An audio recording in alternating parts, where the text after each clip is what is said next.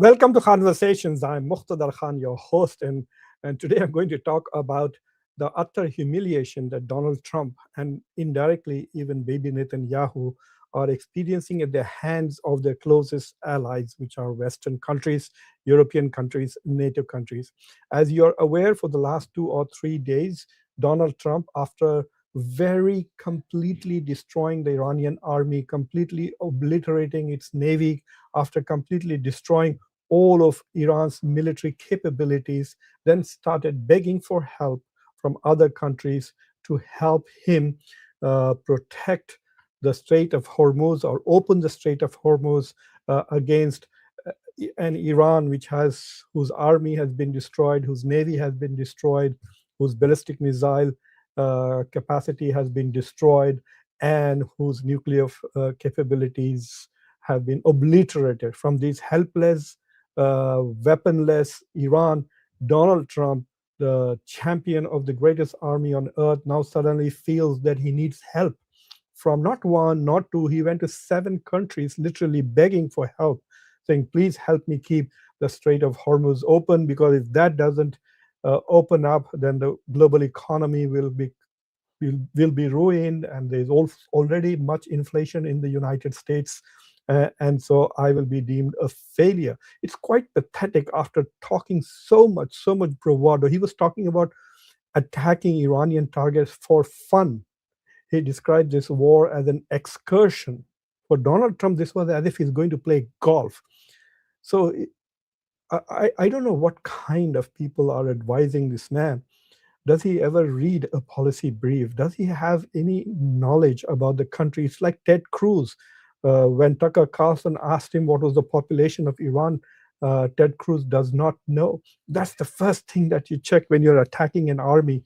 Imagine that. If you imagine you're a gang leader and you're going to fight with another gang, isn't that the first question you want to know? How big is the other gang? Imagine the other gang has 50 people and you go there to fight with 3. So Donald Trump, after 2 weeks of bombardment of Iran, sinking many boats, killing its leadership, etc., then suddenly found that he does not have the military capability or the political appetite. That I think the U.S. Navy is simply refusing to single-handedly try and keep the Strait of Hormuz open, because the risks are very high. And so this whole strategy probably is to de-risk or share the risk with other countries. Or Donald Trump is hoping that the hard work will be done by England and France, like demining the Strait of Hormuz, providing naval escorts to various ships, etc. Because, as you all know, about 20 to 25% of oil and natural gas goes through the Strait of Hormuz. And if it is shut down, and if it is shut down, then basically what is going to happen is, you've already witnessed that too, that the price of oil goes over by more than, uh, it has gone up by $35 per barrel now. The beginning of the war, it was $65 per barrel. It has already hit 100. A few days ago, it reached $119 per barrel. Right now, it is between 95, 97, and $100. And it is there because the International Energy Agency uh, agreed to release 400 million barrels of oil into the market, which are part of the reserves. But let me share a few things about this particular argument. So Donald Trump is totally frustrated. Today he was extremely frustrated. And this is, you can go and see this video of it. He's totally frustrated that all the allies, South Korea and Japan have not fully responded to his request to join. China said, stop the war. Then he went to China and asked them to help him keep the Strait of Hormuz open. Chinese said, it's very easy. Stop attacking Iran and that it will remain open. And the Germans, oh my God, the response from the German president, I was quite surprised by his comment. Let me share what he said. MERS, no military involvement in the Strait of Hormuz. Very clearly, they are saying that this is your war. Europeans basically, collectively, the European Union has also rejected Trump's request for help. And let me read out to you the statement. It's very interesting what the oh my God, this is so small here. Let me pull up a bigger one for myself. So this is what the European Union said. They had a meeting in Brussels, and after that, they said the European Union rejects Trump's calls for military deployment to reopen Strait of Hormuz. This is what the foreign minister of European Union had to say. She said, nobody is ready to put their people in harm's way in the Strait of Hormuz. EU Foreign Policy Chief Kaya Kallas told the Reuters news agency today, we have to find diplomatic ways to keep this open so that we don't have a food crisis, fertilizer crisis, energy crisis as well. So even the European Union as an institution has said no to Trump and all his partners, including Starmer.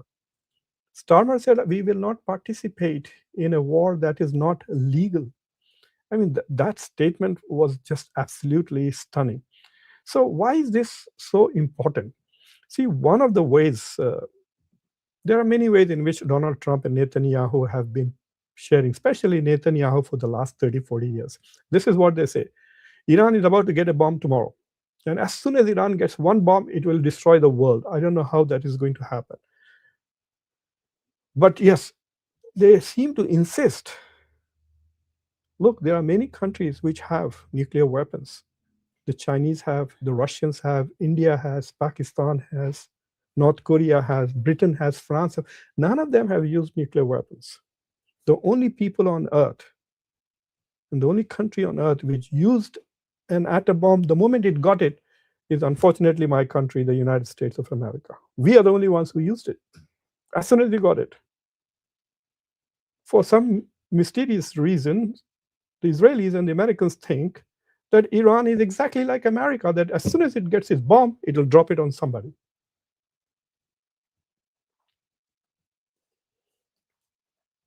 While Iran has repeatedly said it has no intention of acquiring a bomb, American intelligence agencies have also said no. So one line of argument is that's why we want to attack Iran. The second is this argument that Marco Rubio and others said that, oh, we had no choice. Israel was going to attack Iran, and we thought that Iran would retaliate by attacking our assets in the region and our allies in the region. So we were kind of forced to go to the war because Israel forced us to go. This is what Marco Rubio said. I actually showed that video in a previous show on my channel. You can go back and see that. So the second line of argument was that Iran is just about to attack us. No, Iran is just about to defend itself if Israel attacks it. So instead of telling Israel not to attack Iran, the US decided, let's go to war. It's such a wonderful thing. So that is the second line of argument. The third is that Iran is pursuing nuclear weapons. It has all these terrorist proxies which are bringing about instability in the region. Who has started more wars in this region? Who has killed more people in this region? Who has killed more children and women in this region? I ask you to answer that question.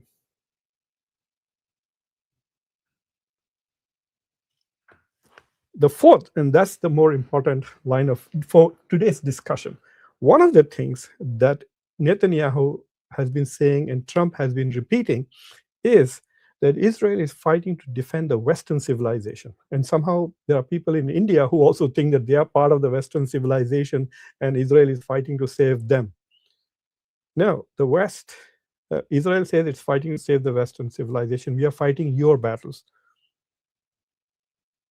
Because Iran, as soon as it gets its first bomb, is going to destroy the West.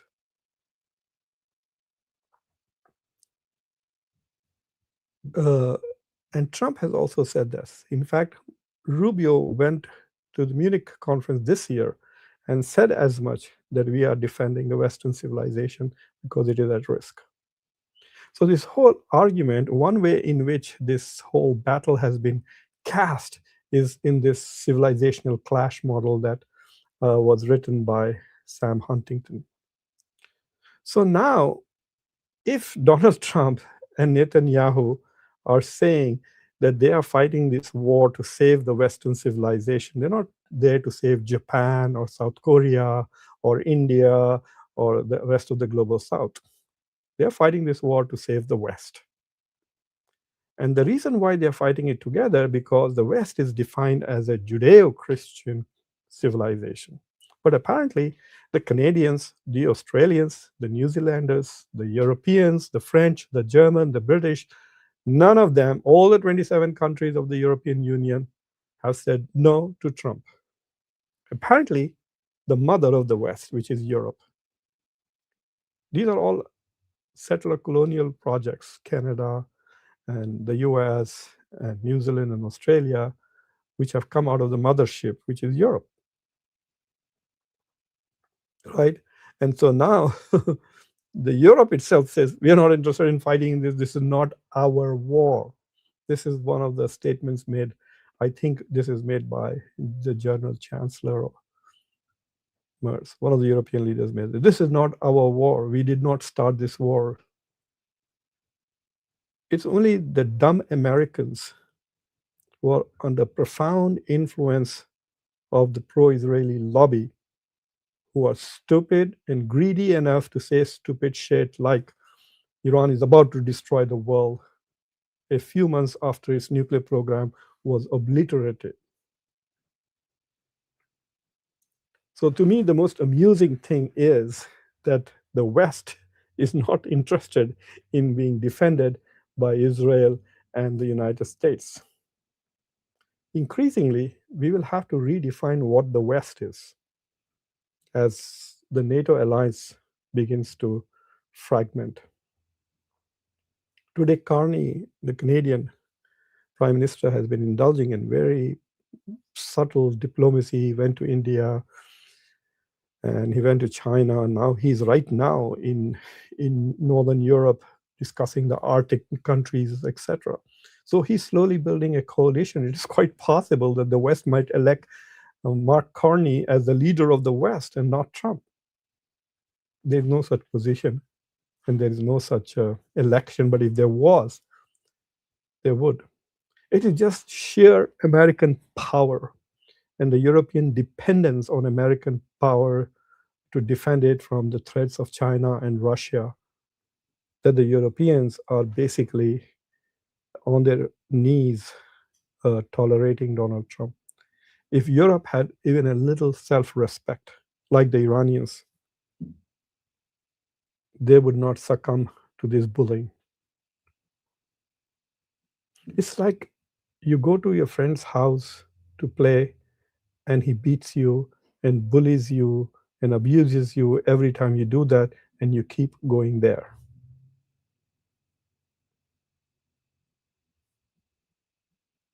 Let me also make a more serious argument for you.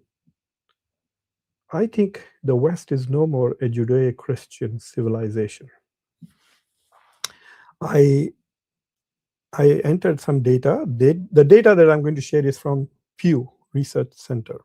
I have worked with them in the past, but not in the last 6-7 years. So I just wanted that as disclosure that I have worked with this think tank, which essentially collects data. And one of the things that Pew does is collects data about religious populations. So using the Pew data on global religion, I want to show you the population of 4 religions, Christianity, Judaism, Hinduism, and Islam in Europe, in North America, and combined. Okay? So the graphic is very complicated. So take a look at this graphic, global religious practitioners. So on the left, or this one, under the map of Europe, is the European religious population. So if you look at the religious population in Europe, about 71.5% are Christians. Okay? And if you look at the others are other religions, Buddhists, Jains, those who claim to be atheists. There are some people who do believe in God but do not associate with an organized religion. So 1 out of 5 Europeans does not identify with any religion as such. So that's why they are called the nuns in the US. So 71.5% identify as Christians. 2% of Europeans identify as Jews, 3% as Hindus, and 6.3% as Muslims. So the biggest religion in the West is Christianity. The second biggest religion is Islam, and it is 30 times bigger than Judaism. There are 30 times more Muslims in Europe than Jews. So how is this a Judeo-Christian civilization and not an Islamo-Christian civilization?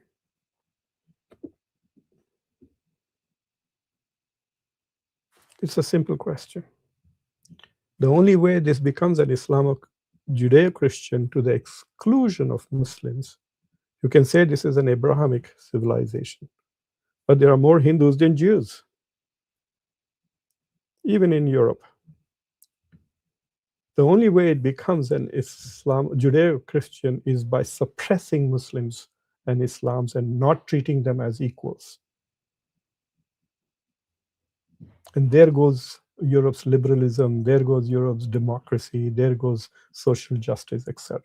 But if you subscribe to all of these values and you subscribe to the idea that all human beings are equal, then Europe is far more Islamic than Judeo. Look at on the right side, this North America map. Below that, you can see the population distribution of religions in the US and Canada combined. 65% are Christians. It is very interesting. Marco Rubio and J.D. Vance lecturing Europe. There are fewer people who are Christians in North America than in Europe in terms of self-identification. And there are more atheists in North America, 29.5%. 1.7% are Jews, 1.8% are Hindus, 1.9% are Muslims. It's very interesting. Let's treat them all as 2%, 2%, 2%. Here again, you can very clearly see either you call this an Abrahamic civilization, then you're excluding Hindus, but you definitely cannot call it a Judeo-Christian and exclude both Muslims and Hindus from the analysis. Don't our religions count? Especially in North America, where Hindus are the most educated, the most richest, the highest tax-paying community, religious community in North America.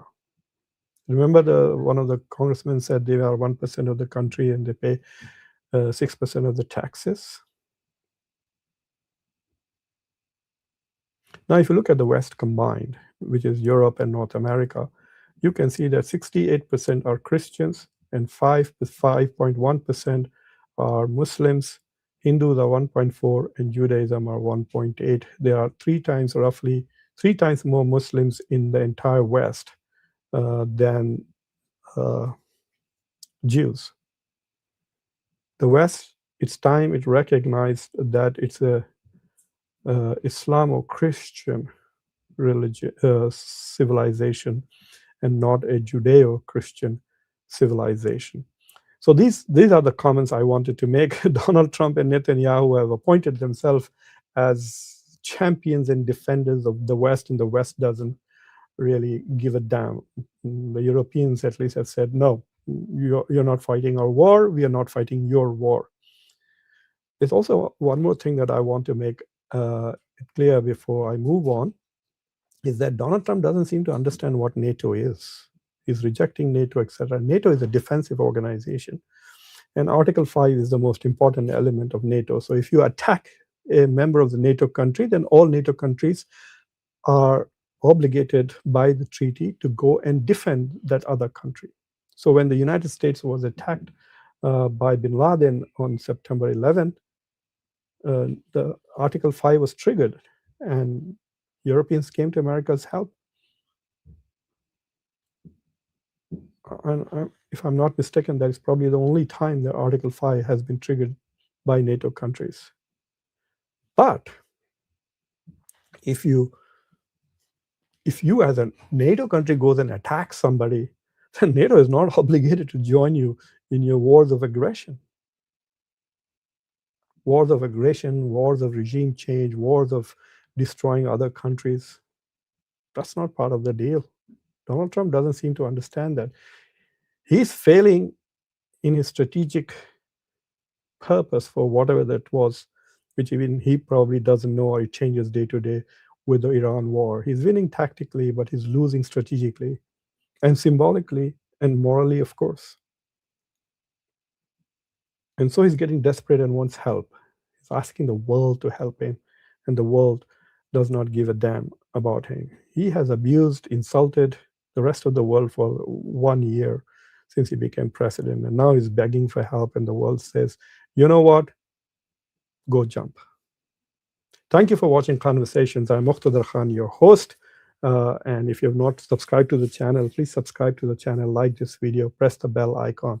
Don't forget to share this with your socio-political network. Also, think of becoming a member of Conversation and support the channel. So now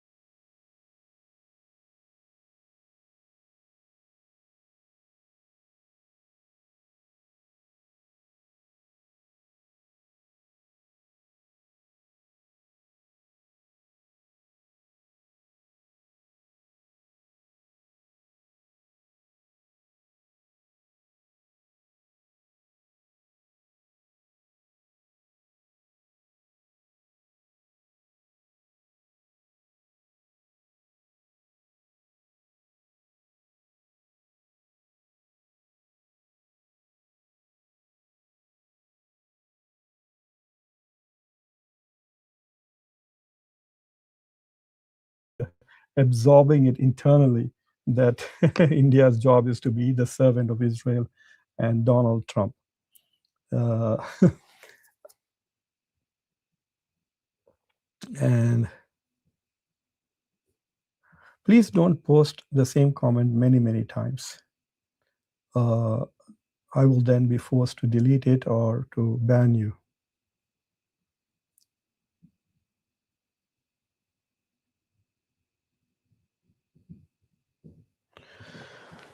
Yeah, that is true. The biggest victims, even in Pakistan, Pakistan is accused of terrorism, but the biggest victims are Muslims. The same with Afghanistan, the same in Syria. Everywhere it's Muslims who die, but Muslims are painted as terrorists and enemies, etc. Even in this war that is going on, close to 1,000 Muslims have died in Lebanon, and close to 2,000 plus have died in Iran already. And then there are other victims who are dying in the Gulf countries. Some of the sailors who died are also Muslim. Yes, so clearly, I think 80 to 90% of the people who are dying in this current war are also Muslims. Well, the reason for this is very simple. Muslims are not united, as like the West. See how they are united. Last time Iran attacked Israel, not only Western countries came to its help, even Muslim countries went to help Israel, like Jordan and Saudi Arabia and UAE, etc. So, as long as Muslims remain divided and stupid and elect stupid leaders, you don't have a democracy, if you don't have freedom of speech, you don't have freedom of press, then you will get your you'll be beaten to death. And that's what's happening. Look at these Arab countries with all oil, with so much money. They lack vitality. They're scared shit of other Muslim countries. And so they run to Israel and to America for defense. What a shame. Aqil Sheikh, thank you. Joseph was making some point. Okay.